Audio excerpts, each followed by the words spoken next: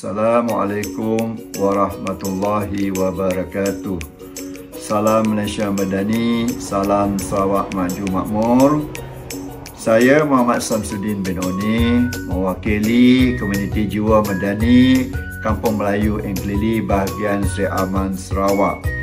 Dengan kesempatan ini, saya ingin berkongsi maklumat terkini tentang pelaksanaan Bantuan Budi 95 yang telah diumumkan oleh Kerajaan Madani PMX baru-baru ini.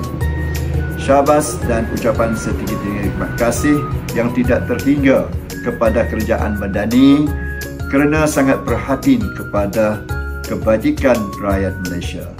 Dengan inisiatif Budi 95, maka rakyat Malaysia kini akan menikmati harga minyak RON 95 dengan RM1.99 seliter berbanding RM2.05 seliter sebelum ini. Bilakah tarikh pelaksanaannya, tuan-tuan dan puan-puan? Tarikh pelaksanaannya adalah mengikut kategori yang telah ditetapkan oleh Kerajaan Madani seperti berikut. 1. Kategori Polis dan Tentera pada 28 September 2025. Kategori yang kedua, penerima STR 29 September 2025. Dan kategori yang ketiga, semua rakyat pada 30 September 2025. Apakah syarat-syaratnya, tuan-tuan dan puan-puan? Syarat yang pertama, ada MyKad yang sah.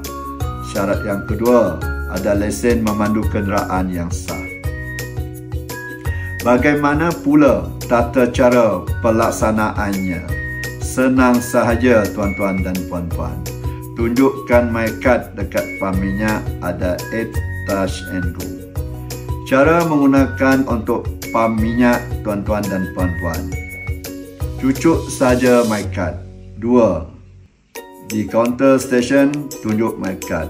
3. Guna apps Touch and Go lagi cepat dan cashless. Sekarang harga minyak RON ialah RM1.99 seliter telah menjadi kenyataan dan memberi manfaat kepada seluruh rakyat Malaysia.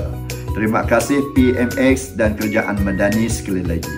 Sekian sahaja perkongsian saya tentang inisiatif Budi 95.